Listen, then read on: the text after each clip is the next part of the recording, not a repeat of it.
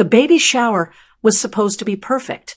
Soft music played in the background, pastel decorations covered the room, and everyone smiled as if nothing in this family had ever been broken. I stood there, forcing a calm expression, my hands gently resting over my stomach, hiding the truth no one knew yet. 5 months. That's how long I had been carrying this secret.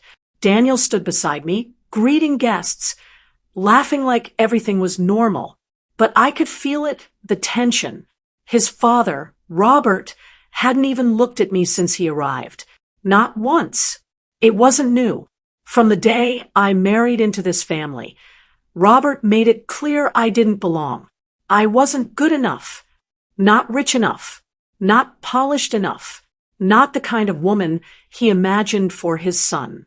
And today it felt worse. I picked up a tray of drinks, trying to stay busy, trying to avoid him, but fate had other plans. As I turned around, I accidentally bumped into him. The tray slipped. Glasses shattered across the floor. The room went silent. Before I could even apologize. Slap. The sound echoed through the entire hall. My face burned instantly as I stumbled back, shocked, humiliated, frozen. You can't even do something this simple right, Robert snapped loudly, his voice filled with disgust. No one moved. No one spoke. My heart pounded, not from the pain, but from something deeper, something dangerous. I slowly lifted my hand to my cheek, trying to steady my breathing.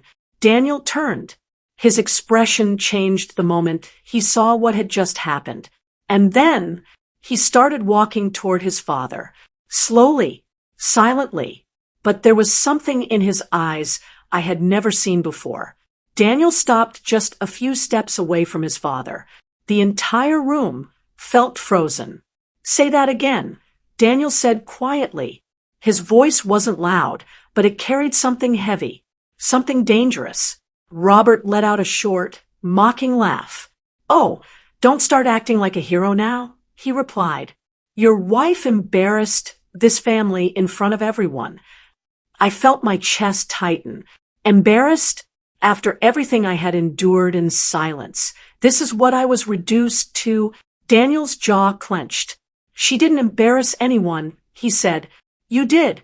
A murmur spread across the guests. No one had ever spoken to Robert like that. No one dared to. Robert's expression darkened. Watch your tone, he snapped. Everything you have, this house, this event, your entire life, is because of me. For a moment, Daniel said nothing. Then he took a deep breath. No, he said slowly. That's where you're wrong. The room grew even quieter. I built my company on my own, Daniel continued. I paid for this event. And this house. He glanced around before looking back at his father.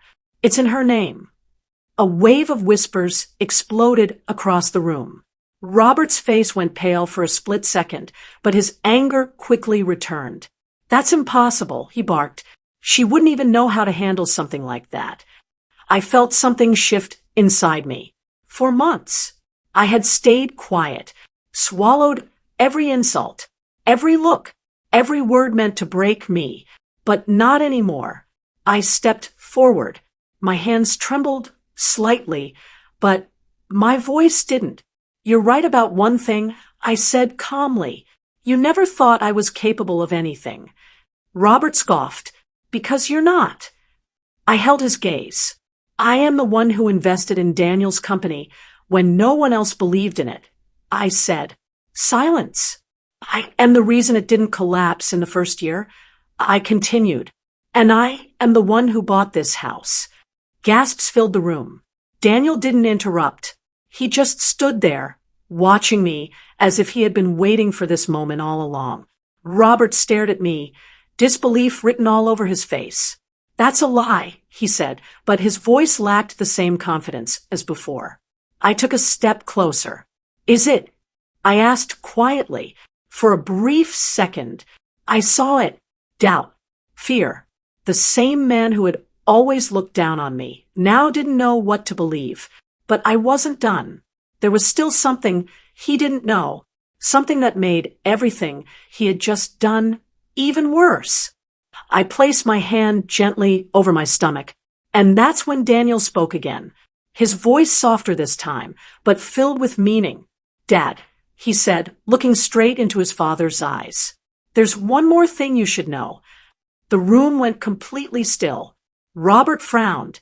"What now?" he muttered. Daniel glanced at me for a second, then back at him, and when he spoke again, everything changed. "She's pregnant." The words hit the room like a shockwave. Gasps, silence, confusion. Robert's eyes widened as he looked at me, then at my stomach, then back at Daniel. "No," he whispered. But Daniel didn't look away. "She's 5 months pregnant," he said firmly. I could feel every heartbeat in my body. Every second felt heavier than the last. Robert staggered back, slightly, his face draining of color. The reality of what he had just done, the slap, the humiliation, the disrespect, all of it toward a woman carrying his grandchild. His lips parted, but no words came out. And for the first time since I had known him, Robert looked completely powerless. But the truth was, this wasn't the end. Not even close. Because what I was about to say next would destroy whatever control he thought he still had over this family. Something that made everyone in that room hold their breath. Because whatever was about to happen next was going to change everything. The silence in the room felt suffocating. Everyone was staring at Robert, waiting for him to say something, to react, to fix what he had just broken. But he couldn't. For the first time, the man who controlled everything had no control at all. I took a slow step forward. "You don't get to say anything now," I said calmly. My voice wasn't loud, but it carried across the entire room. Robert looked at me, his eyes filled with something unfamiliar. Regret. But it was too late for that. "For months, I stayed quiet. I continued. I respected you. I tolerated your insults. I tried to be part of this family." My hand rested gently over my stomach. "But today, you crossed a line you can't come back from." A tear rolled down my cheek, but I didn't wipe it away, because this time, I wasn't weak. Daniel stepped beside me, his presence steady, unwavering. "She's right," he said firmly. "We're done." The words hit harder than anything else. Robert shook his head quickly. "No, you don't mean that," he said, his voice breaking. "This is your family." Daniel didn't hesitate. "No," he replied. "She is my family." The room fell silent again. And in that moment, everything shifted. All the power, Robert thought, he had disappeared. I looked at him one last time, not with anger, not with hatred, but with something colder. Closure. "We're leaving," I said quietly. And this time, no one tried to stop us. As we walked away, I didn't look back, because some doors, once closed, are never meant to be opened again.